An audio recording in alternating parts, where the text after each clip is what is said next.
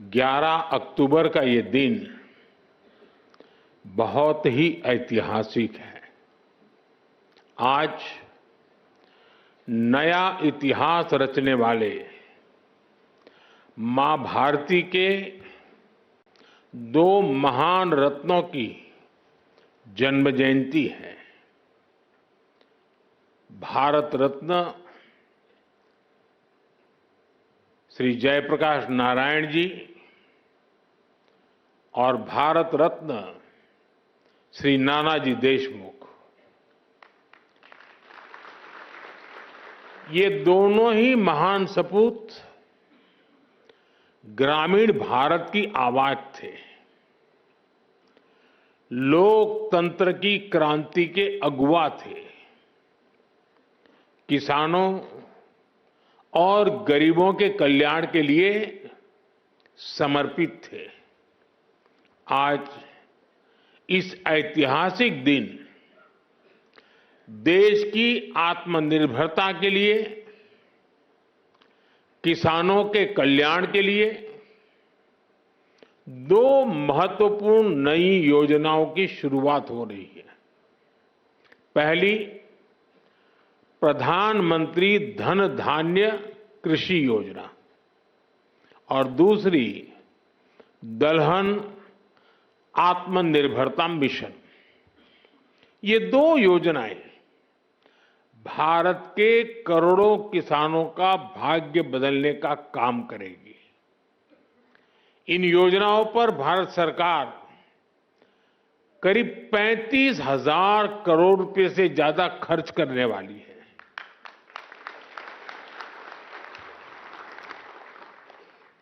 मैं सभी किसान साथियों को पीएम धन धान्य कृषि योजना और दलहन आत्मनिर्भरता मिशन के लिए बहुत बहुत बधाई देता हूं।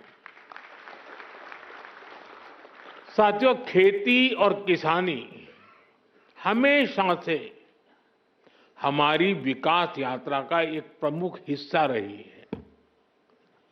बहुत जरूरी होता है कि बदलते समय के साथ खेती किसानी को सरकार का सहयोग मिलता रहे, लेकिन दुर्भाग्य से पहले की सरकारों ने खेती किसानी को अपने हाल पर ही छोड़ दिया था।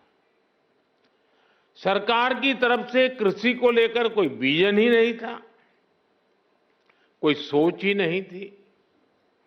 खेती से जुड़े अलग अलग सरकारी विभाग भी अपने अपने तरीके से काम करते थे और इस वजह से भारत की कृषि व्यवस्था लगातार कमजोर होती जा रही थी।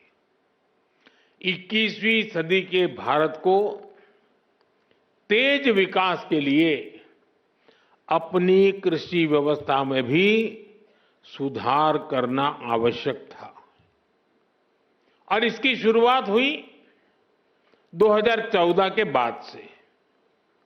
हमने खेती को लेकर पुरानी सरकारों के लापरवाह रवैये को बदल दिया।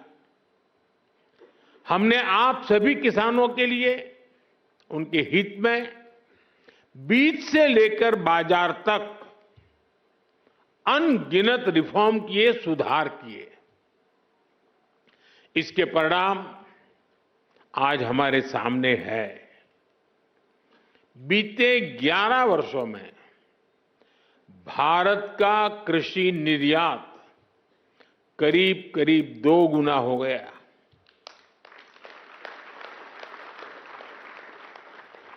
अनाज उत्पादन पहले जो होता था करीब करीब 900 लाख मैट्रिक टन और बढ़ गया।